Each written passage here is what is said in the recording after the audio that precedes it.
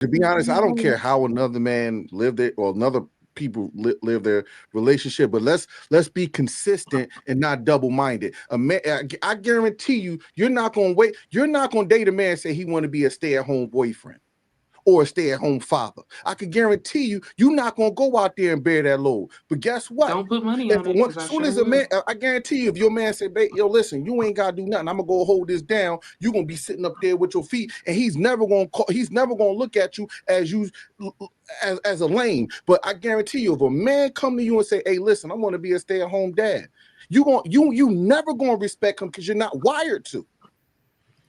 So we can't be double-minded on these conversations like We that. are, but we I are think not what you being double-minded. There's nothing double-minded about it. The thing is that I'm always speaking. I'm not speaking from my feelings. I'm literally speaking. When I talk about these things, I'm speaking from the economical state of this country. And y'all live in delusion because you think that people do not make the decisions that they need to make for them. Men don't come to women and be like, I want to be a stay-at-home dad. No, if the woman makes the money and it makes sense for that father to be the primary parent for that child, for the children in that household, that's the decision that is made. We and women are also not going to our men. I mean, some of them are. We're not also going to our men talking about something. I want to be a stay-at-home mom. Like sometimes it just makes sense, and you all are living in this manosphere delusion that women are not wired like that. I know a lot, not a lot. I know women who are the primary breadwinners of their family because their job out of college just so happened to pay more than their husband's. And the husband was actually the stay-at-home parent. That happens. And women do not belittle men like that. Women do not look at their men differently.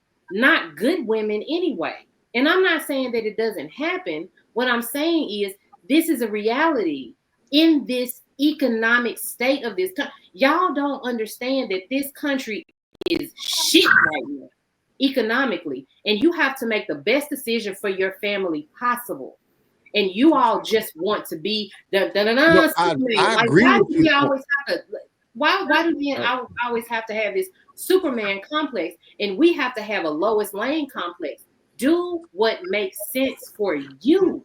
No, my I sister. think Now, I And what want to I'm be saying clear. is, all I'm saying is that you I'm can not have beating the my chest, my sister. I'm not beating my chest, Yeah. and I'm not I, See saying, this. hey, and I'm not okay, I ain't saying gonna that start that up because again. I Go do ahead. believe that the economical system we're in right now is trash. But listen to what I said. It's double-minded because we're talking about the conversation of gender roles. That's what the conversation about. And what I said was, I guarantee you, 99.9% of women, if you was to go to them and say that, hey, if you their significant other, that, hey, I want to be a stay-at-home dad or a stay-at-home boyfriend or a stay-at-home husband, it's going to be frowned upon. It's going to be you going to probably call him every lazy Negro from here to Broad Street.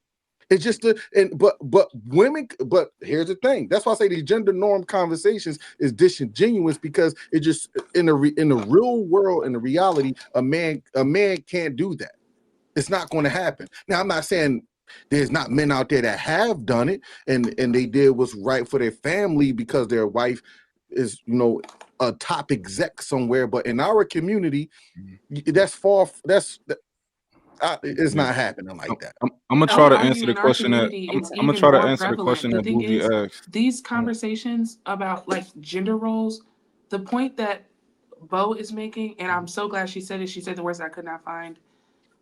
They don't have to be rigid. And my only point is that saying, attaching your masculinity to this ability to protect and provide, I think that that is double minded because I don't like, I'm a feminist. You know how many times I get called a man hater for saying your value should not be in your ability to protect and provide, but it should be because I value you as a human being, and that's man hating? Like, do you like that's crazy. The thing is, and in our community, Pre-colonialism, let's not even talk about during slavery. Black women and Black men have always worked alongside each other, even when it came to politics. Even when we go to from Sojourner Truth to Elaine Brown after Huey P. Newton was sent into exile, and Black women, we have always chosen to be race loyal over being gender loyal.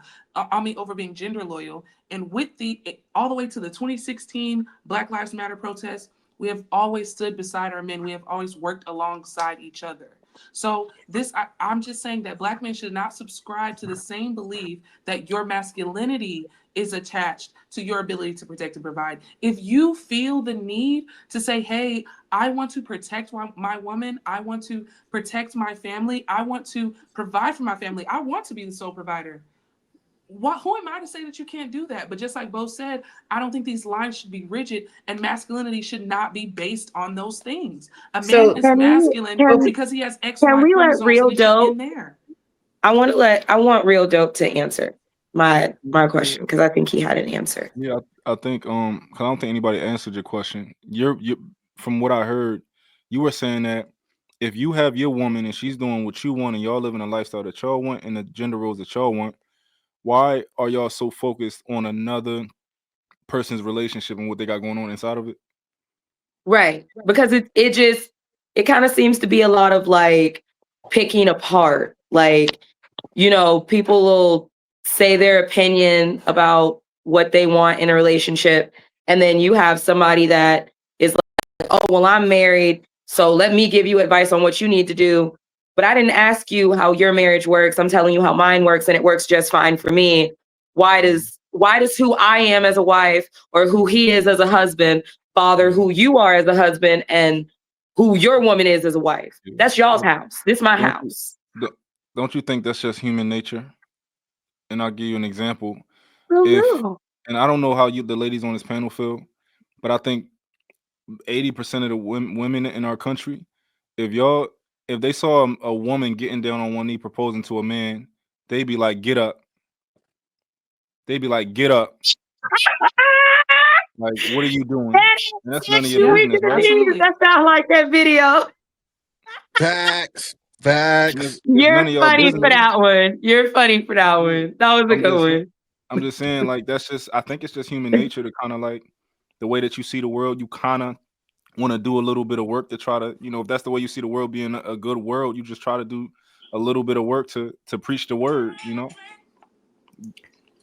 I was gonna say, do you not at least see where I'm coming from in that, like, you got a woman. I don't need to tell you how to be the man that I think you should be, because who am I to tell you?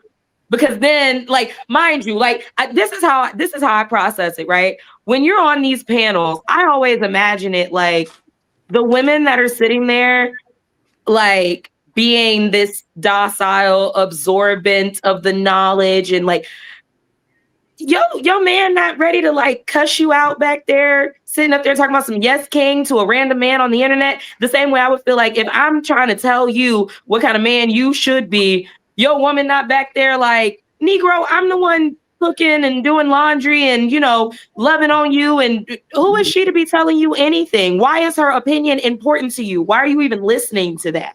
Like, that's how I look at it when a lot of these conversations be happening. Like, does that other person in that household not take that as disrespect that your spouse, your partner, your significant other is willing to listen to some random person on the internet that they just met 5 minutes ago? Like, and then a lot of times if a woman argues with a man, then men will get on here and be like, not literally on here, of course, but on the internet, and they'll be like, oh, well, I know you must be giving your man a hard time. No, you don't get a soft version of me. I don't owe you that. The same way that you're not going to treat every woman in the streets the way you treat your woman at home. The same way so many husbands and boyfriends say, it's not my responsibility to protect all women. They love saying that. Like, they love saying that all the time. Oh, I protect my woman, not all women. Well, I give docile and I give kind and feminine and quiet to my man, not all men. You can get this cussing out, just like you feel like I could get hit upside the head and that don't have nothing to do with you. Well, see, but when you start cussing and fussing at them, and all of a sudden you're not feminine, all of a sudden you're masculine, and you know that. Now, Lord knows I get that a whole lot. You know, and I know you hear it, you know. So, and that's what they do. Oh, well, my woman don't talk. My woman, you know, look, I just because, look, I hear some women all the time. They don't raise their voice. They just always soft. That's them. That's me. Sometimes I talk loud. It is what it is. But that does not mean women like me are not feminine women. And so you get that on these men panels when they start calling you masculine. They quick to call you masculine. These women are masculine. It's like and to add to what you're just saying, I'm talking about the broader conversation of trying to, you know, mess up all these gender norms and roles. So if we going to do this, then y'all should be on your platforms telling women that it's okay to take men out on dates and take them shopping and go to the mall. And like my brother just said, propose to them. Proposing is too far, but I don't think that there's anything wrong with taking a man on a date. I don't think that there's anything wrong with, like, you know, he takes you on a date, you can take him on a date. You, like, he bought you a purse, you can buy him a nice pair of shoes or something, or, you know, like, it's because my thing is like, I've never been one to not give on Valentine's Day. Like, on Valentine's Day, I'm reciprocating on a gift. On Christmas, I'm reciprocating a gift. On Mother's Day, I got a gift. On Father's Day, you're gonna get a gift. Like, that's not a gender role. That's just like, does she like you, and is she not selfish? If she's and I've never said no shit like this, but if she's a selfish ass bitch, then say that, because that don't have nothing to do with it. Because if she like you, she like you. Like, she's gonna see that cologne in the store and be like, oh yeah, I love it when my man smells like YSL or Chanel or whatever. Like, that's not a gender role. That's, I saw this, I thought about you, I wanted you to have it. Would you take the man on a first date to SLK or Chopped or Roof Crisp? Are you taking men on first date? I've done it. Well, I've done it. I spent $500 at Chops. Okay. It was a tip of 150. Here's what I wanted to know. Bougie, I want to eat where I want to eat. So if you don't want to eat there, we're still going to eat there if I want to eat there. So Bougie, here's a question though. Why is it not cool for the woman to propose to the man? Why is that the threshold? Me personally, that's my personal opinion. That's my opinion. Now, there are women that feel like that is cool, because mind you, the reality TV reference, what was that? That was the Chrissy Lampkin and Jim Jones, all of them years ago, back on Love and Hip Hop New York. She definitely proposed, and I mean, you know, everybody made their jokes, but shit, she got her man. So technically, I guess you can't really. Right. You can't really shame her too much, because if you single and she got a man, then she still got a man. But I'm gonna laugh. I'm not gonna lie. I'm gonna laugh. So that's my opinion. Why though? But why though? Right? It's the same thing. Like, you just have a different threshold. I feel like it gets a little bit weird. That's like, I don't mind buying a gift. I don't mind like buying gifts, paying for the dinner. I don't care. Like, to me, that's not a big deal. Especially like when we were younger, I always made more money because bartenders, you make tips every day. Like, we was college students. He was like working at First Watch during like brunch when we were like 20, and I'm like a bartender. Okay, so if I wanted to go and get sushi and eat $100, $200 worth of sushi, that's what we're going to do, because I want to go and I like you, I love you. Your finances aren't going to stop the way I feel about you, and I want to spend time with you, and I want to eat. So let's go. But that's what I'm saying. It gets weird when you take it to a certain level, though.